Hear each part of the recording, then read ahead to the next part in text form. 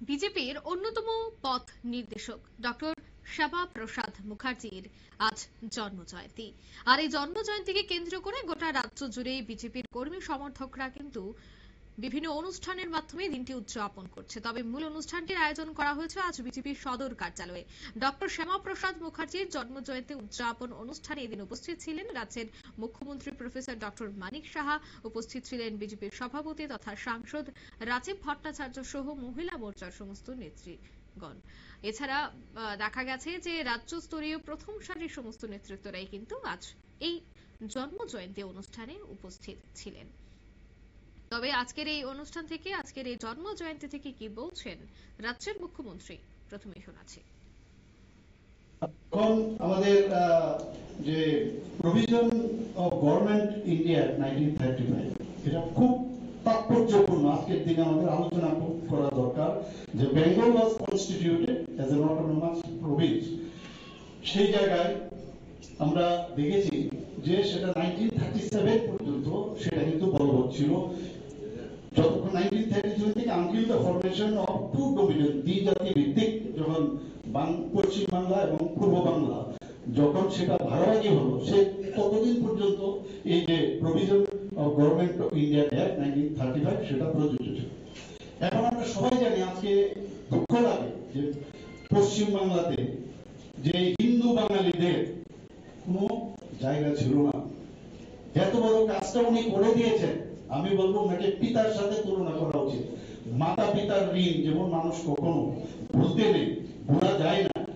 আমি ডক্টর শ্যামা প্রসাদ মুখার্জির ঋণ বাঙালি হিন্দুদের সারা জীবন মনে রাখা উচিত। কিন্তু আজকে আমরা কি দেখছি, আজকে কোনো আস্থা ছিল মানে থাকতো না যদি উনি সেটাকে, উনি বলেছেন, উনি প্রথমে কিন্তু এটা বলতেন ভারত ভাগের বিরোধিতা উনি করেছেন, সবসময় বলতেন ভারত কোন অবস্থায় ভাগ করা দেওয়া যাবে না। কিন্তু পরবর্তী সময়ে যখন রায়ট একের পর ক্যালকাটা যে ক্যালকাটা রায়ট হলো, নোয়াখালীর রায়ট, সেইগুলো থেকে ওনার মধ্যে তখন চেঞ্জ হলো যে না, অসম্ভব। আমাদের বাঙালিদের হিন্দুদের যে একটা কনস্পিরেসি হয়েছিল, আমরা সবাই এগুলো বিষয় জানি। এগুলো এত বড় ঘটনা যে সোহরাবর্দী ওই সময়ের এই প্রভিন্সের যিনি প্রধানমন্ত্রী ছিলেন সেই তখন, এবং আমাদের জিন্না এবং তার সাথে ব্রিটিশের যে মাউন্টব্যাটেন, তারা চক্রান্ত করে বাংলাকে আলাদা করে নিয়ে, এখন সেখানে মানে যে পপুলেশন সেখানে দেখা গেল মুসলিম সম্প্রদায়ের যে পপুলেশন সেটা বেশি থাকে। এই যে চক্রান্ত, তখন উনি বললেন যে ভারত প্রথমে ভাগ করার বিরোধিতা করেছিলেন, কিন্তু পরবর্তী সময়ে বললেন না, ভারত ভাগ হোক, এবং যদি ভারত ভাগ করতে হয় তাহলে বেঙ্গল ভাগ করতে হবে। কারণ আজকে যদি আমরা ইস্ট বেঙ্গল যেটা ছিল, ইস্ট বেঙ্গলে কিন্তু সংখ্যাধিক্যে মুসলিমরা সেখানে বেশি ছিল, আর ওয়েস্ট বেঙ্গলে হিন্দু যারা বাঙালি ছিল তারা বেশি ছিল। কিন্তু ওরা যে চক্রান্তটা করেছিল যে এই প্রভিন্সকে যদি একসাথে করা যায়, প্রথমে এইগুলো কিন্তু নিয়ে আমাদেরও বহু লোক বড় বড় নেতৃবৃন্দদের ভুল বুঝিয়েছিল, যেহেতু ইস্ট বেঙ্গলে আসলে এটা ফার্টাইল ল্যান্ড সেটাকে, এবং ভারত পশ্চিম বাংলাতে যেটা ছিল সেখানে হচ্ছে বিজনেসের দিক দিয়ে হোক, ইন্ডাস্ট্রির দিক দিয়ে হোক, জুট মিলের দিক দিয়ে হোক, সবকটা এগুলো বেশ, এখানে বন্দর আছে সেখানে, তো সেইগুলো যদি আমরা একসাথে আমরা থাকি তাহলে বেঙ্গলের উন্নয়ন হবে। কিন্তু ডক্টর শ্যামা প্রসাদ মুখার্জি যখন দেখলো যেটা অসম্ভব, এই দাঙ্গার পরে উনি ওনার যে চিন্তা ভাবনা সেটা চেঞ্জ করে দিলেন যে না, হিন্দু বাঙালিরা যদি ওই প্রভিন্সের মধ্যে থাকে, আগামী দিন যে চক্রান্ত করেছে মুসলিম যে পপুলেশন সেখানে যখন বেশি হবে, তাহলে আগামী দিনে এই দাঙ্গার পরিপ্রেক্ষিতে এখানে হিন্দু সারা জীবনের জন্য হিন্দু বাঙালিরা একদম এক্সটিংক্ট হয়ে যেত, সেটা উনি ভেবেছিলেন। এবং যে কারণে উনি বলেছেন যে আমাদের এটা ডিভিশন আই ওয়ান্ট, এবং সেই কারণে কিন্তু এটা আমরা আজকে এই বিষয়। আপনারা শুনলেন মুখ্যমন্ত্রীর বক্তব্য, তাৎপর্যপূর্ণ বক্তব্য তিনি আজ রাখলেন এই জন্মজয়ন্তী উপলক্ষে। তবে সে বিষয়ে প্রদেশ বিজেপির সভাপতি তথা সাংসদ রাজীব ভট্টাচার্য কি বলছেন আজকের এই জন্মজয়ন্তী উৎসবকে কেন্দ্র করে শোনাচ্ছি। পূর্বে বক্তব্য রেখেছেন আমাদের ভারতীয় জনতা পার্টির প্রাক্তন সভাপতি মনোজ কান্তি দেব রায় মহোদয়, উপস্থিত রয়েছেন আমাদের আগরতলা পৌর নিগমের সম্মানিত মেয়র দীপক মজুমদার মহোদয়।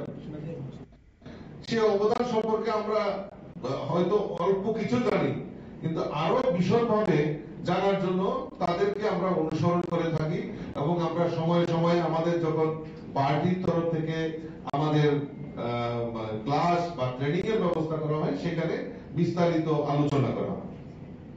আমরা জানি যে ভারতীয় জনতা পার্টি যে আমার পূর্ববর্তী বক্তা উনি তুলে ধরেছেন যে 1980 সনে 6ই এপ্রিল আমাদের ভারতের প্রাক্তন প্রয়াত প্রধানমন্ত্রী ভারতরত্ন অটল বিহারী বাজপেয়ী এই পার্টির শুভ সূচনা করেছিলেন।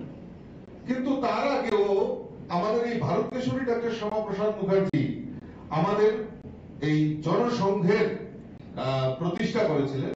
আর সেই সময় জনসংঘের প্রতিষ্ঠার প্রেক্ষাপট আমরা সবাই জানি, ইতিহাস আমরা জানি যে ভারতের অখণ্ডতাকে রক্ষা করার জন্য এই ভারত কেশরী ডক্টর শ্যামাপ্রসাদ মুখার্জি 1951-এ জনসংঘের প্রতিষ্ঠা করেছিলেন। আর সেই সময় অটল বিহারী বাজপেয়ী, পণ্ডিত দীনদয়াল উপাধ্যায় থেকে এরকম বলিষ্ঠ কার্যকর্তারা সেই জনসংঘে ছিলেন। এবং ভারতীয় জনতা পার্টি আমাদের দেশের প্রধানমন্ত্রী থেকে শুরু করে আমাদের যারা নেতৃত্ব একটাই কথা শুধু বলেন যে ভারতীয় জনতা পার্টি শুধু ক্ষমতা ধরে রাখার জন্য ভারতীয় জনতা পার্টি না। ভারতীয় জনতা পার্টির উদ্দেশ্য কি এবং জনসংঘের এই উদ্দেশ্য কি? ভারতীয় জনতা পার্টি এবং জনসংঘের উদ্দেশ্য একটাই যে এই সমাজকে পরিবর্তন করা, এই রাষ্ট্রকে পরিবর্তন, মানে রাষ্ট্রের যে নীতি সেটাকে পরিবর্তন করা। আমাদের এই যে আমাদের ভারতীয় জনতা পার্টির যে দর্শন সেটা হলো আমাদের পণ্ডিত দীনদয়াল উপাধ্যায়ের দেখানো পথ, একাত্ম মানববাদ। সেই একাত্ম মানববাদের উপর দাঁড়িয়ে আমাদের ভারতীয় জনতা পার্টি সেটা সেই আদর্শের উপর আমাদের আমাদের সংগঠন পরিচালিত হয়। তো আমাদের মূল উদ্দেশ্য হলো, এবং এই জনসংঘের ভারত কেশরী ডাক্তার শ্যামাপ্রসাদ মুখার্জিও সেই সময় দেখিয়ে গেছেন যে কিভাবে এই বলিদানের মাধ্যমে আমাদের এই সমাজকে সংস্কার করা যায়। এখানে উল্লেখ করা হয়েছে যে কাশ্মীরে ভারতবর্ষকে ভাগ করার পরেও আরেকটা চক্র আমাদের আমাদের যিনি প্রাক্তন প্রধানমন্ত্রী জওহরলাল নেহেরু আমার দেশকে ভাগ করার প্রয়াস সেই সময় করেছিলেন এবং এই কাশ্মীরের 370 ধারা লাগু করে একটা জাতি গোষ্ঠীকে সেখানে দূষণ করার জন্য, অর্থাৎ রাজনীতির চেয়ারটাকে মজবুত করার জন্য, মানে যাতে এটা পার্মানেন্টলি থাকে তার জন্য প্রয়াস করেছিল এবং ভারতবর্ষকে টুকরা টুকরা আরো ভাগ করার প্রয়াস সেই সময় জওহরলাল নেহেরু করেছিল। তার প্রমাণ আমরা পেয়েছি কাশ্মীরের 370 ধারা। এবং সেখানে আমাদের ভারতবর্ষ মানে কিরকম অবস্থান যে আমাদের ভারতবর্ষ থেকে তারা সমস্ত সুযোগ সুবিধা নেবে কিন্তু ভারতের পতাকা সেখানে উঠতে পারবে না। আপনারা শুনলেন প্রদেশ বিজেপির সভাপতি তথা সাংসদের বক্তব্য। বিজেপি ত্রিপুরা প্রদেশ কার্যালয়ে কিন্তু আজ এই বিশেষ অনুষ্ঠানের আয়োজন করা হয়েছে এবং গোটা রাজ্য জুড়ে কিন্তু আজ শ্যামাপ্রসাদ মুখার্জির জন্ম জয়ন্তী পালন করা হচ্ছে বিজেপির উদ্যোগে। নিয়ে নিচ্ছে ছোট্ট একটি বিজ্ঞাপন বিরতি, সঙ্গে থাকুন।